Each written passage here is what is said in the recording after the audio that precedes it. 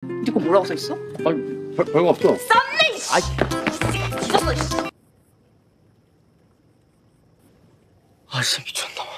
그레이프에서 연락이 왔어! 아니, 그레이프가 이번에 서울에다가 사옥을 새로 짓는. 네, 손이 이 캔에 먼저 닿았고요. 전 이 용료 정말. 기자님이 저희 동네로 이사를 오시다니. 저도 건축가님 이렇게. 난 그날 밤에 바로 파봤지. 궁금해서. 너 그때 우리 뭐라고 썼는지 기억해? 네, 이만 물러나시죠. 저기요. 이맛 희소성 쩌는데요. Anyway, never did I imagine 못 알아듣는 줄 알았는데 귀찮게 됐네. 야, 소리하고 자빠졌네!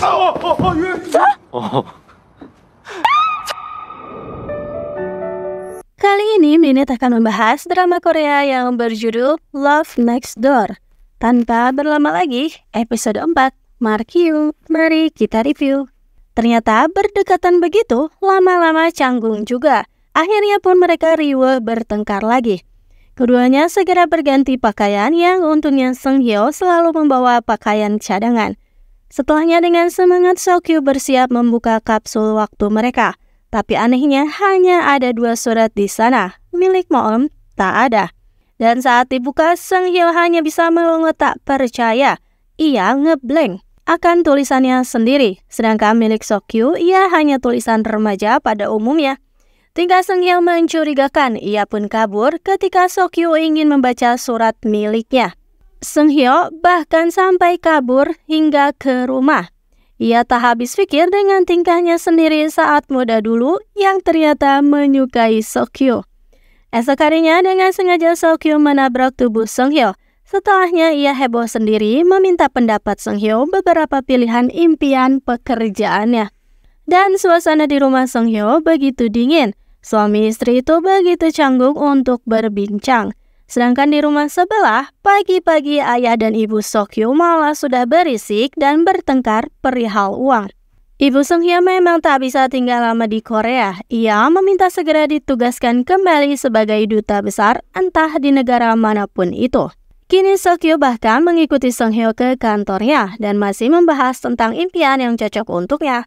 Setelahnya rekan Sung Hyo datang dan heboh, begitu antusias. Karena katanya perusahaan Grape mengontak mereka karena perusahaan itu akan membuka cabang di Korea. Sung Hyo ikut gembira, sedangkan di sisi lain mendengar mantan perusahaannya disebut, Sokyu terdiam 1000 bahasa. Namun ternyata mereka mengalami kendala bahasa untuk membalas email. Setelah tahu jika Sokyu pernah bekerja di Grape, rekan Sung Hyo pun memohon padanya untuk membantu. Meskipun sempat menolak, tapi Sokyu akhirnya mau membantu juga. Sokyu terdiam lagi ketika tahu jika Sung Hyo bahkan melewatkan jam makan karena menikmati pekerjaannya sebagai arsitek. Dan akhirnya Danho dan Moem tak sengaja bertemu di minimarket karena kini mereka bertetanggaan. Awal-awal beramah-ramah, tapi ujungnya malah berebut minuman karena selera mereka sama dan hanya tersisa 1 kaleng saja.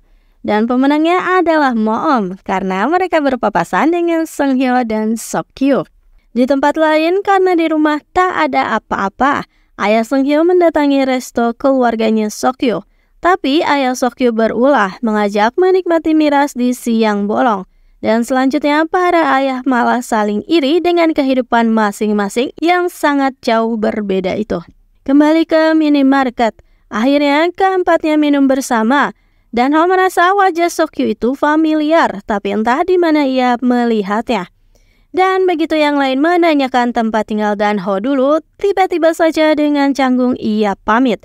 Sungguh mencurigakan, terutama bagi Moem. Sokyu lalu membahas kapsul waktu lagi, dan ternyata milik Moem sudah diambil dari dulu. Sung Hyo panas dingin. Itu tandanya Moem berarti sudah membaca surat miliknya. Tapi, apakah Moem ingat isi surat Sung Hyo? Entahlah. Dan esok harinya rapat online pun dilakukan dengan Grab. Dibantu oleh Sokyu sebagai pembicara. Hasilnya begitu memuaskan.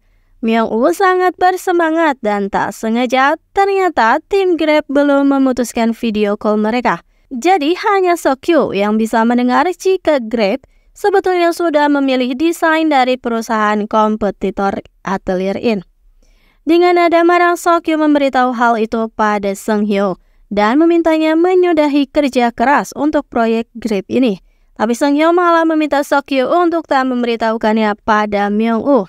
Sokyu tak sependapat dan akhirnya ia mengatakan tak ingin dilebatkan lagi dengan hal ini. Sedangkan di taman, Moom bertemu dengan anak kecil yang ternyata memiliki minat yang sama dengannya, yaitu percaya alien, UFO, dan lain-lainnya. Moom pun begitu bersemangat ingin berteman dengan anak itu. Dan di tempat lain, Kang Dan-ho, pria baik hati, ia membantu ibu Moom membawakan barangnya yang berat sampai ke kantor. Tak lama ibu Sokyu datang dan ikut terpesona juga dengan pria itu. Selalu saja begitu, Moom dan Dan-ho berebutan permen rasa langka lagi. Kesukaan mereka ternyata sama lagi. Sudah berebutan begitu, ternyata stok permennya masih banyak. Dan meskipun sudah tahu hasil akhirnya, tapi Seung-hyo tak setengah-setengah dalam bekerja. Namun ia meminta Myung-woo untuk tak terlalu berharap karena saingan mereka adalah perusahaan besar. Dan pantas saja merasa tak asing, Dan-ho menemukan sebuah foto bersejarah di antara barang-barangnya yang ternyata itu adalah foto Seung-hyo dan Sokyu. Segera ia mengirimkannya pada Seung-hyo. Katanya tak mau datang, tapi ternyata Sokyu datang juga untuk membantu Seung-hyo. Dan kini rapat dengan Grape pun dimulai. Tapi Sokyu terlihat tak nyaman dan seolah menahan tangis karena ia bertemu dengan bawahannya dulu. Bukan karena terharu, tapi karena amarah. Karena dulu di depan Sokyu, pria itu sok baik hati dan memujinya. Tapi di belakang dia malah membicarakan Sokyu yang katanya haus pujian dan selalu mau mengerjakan tugas orang lain asal dipuji. Seung-hyo bisa merasakan hal ketidaknyamanannya Sokyu. Dan saat rehat rapat, Sokyu berpapasan dengan mantan rekannya yang tak tahu diri itu. Pria itu mengancam dengan kejadian 3 tahun lalu. Entah sebuah kejadian apa. Dan dengan lancang membelai kepalanya Sokyu. Ternyata hal itu dilihat Seung-hyo. Seung-hyo langsung ngamuk sejadi-jadinya. Tapi pria itu masih sempat-sempatnya mengancam akan menuntut. Sokyu yang tak ingin ada masalah dengan Atelier In pun dipaksa untuk meminta maaf oleh si pria itu. Dan karena sudah tak tahan, Sokyu pun akhirnya memberikan tinju yang ia pendam selama ini. Jika pria itu macam-macam, maka Sokyu tak segan-segan akan membeberkan pekerjaan kotor mantan bawahannya itu pada Grape. Sokyu pun segera pergi disusul oleh Seung-hyo. Lalu diseret ke sebuah tempat. Seung-hyo ternyata membawa sebuah gembok yang mana diisi berbagai kutukan untuk mantan bawahan kurang ajarnya tadi. Dan yang terjadi selanjutnya sungguh di luar dugaan. Ternyata Grape menyukai presentasi mereka dan akhirnya memberikan proyek itu pada Atelier In. Sedangkan si Chris yang tak tahu diri, ia dipecat. Karena Myung-woo bukan orang sembarangan. Dengan jaringannya yang luas, ternyata ia berteman dengan petinggi Grape dan mengirimkan bukti kekurang ajaran Chris tadi. Karena ternyata Myung-woo punya kebiasaan merekam saat sedang rapat. Chris yang so jagoan itu akhirnya tunduk pada Myung-woo. Mendengar hal itu, rasa senang tak terbendung. Sokyu tanpa sadar memeluk Seung-hyo dengan erat. Dan hal ini membangkitkan kenangan dahulu. Ketika Seung-hyo memenangkan medali, ia mengalungkannya pada Sokyu dan tak sengaja diabadikan oleh Kang Dan-ho yang ada di sana. Lalu ada juga kenangan ketika Seung-hyo menyusul Sokyu ke Amerika untuk belajar. Mereka pun minum-minum. Seung-hyo membawakan oleh-oleh komik kesukaan Sokyu. Dan saking senangnya Sokyu memeluk Seung-hyo dengan erat. Seung-hyo pun deg-deg ser.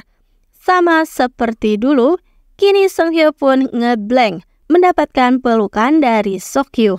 Dan episode 4 pun berakhir di situ.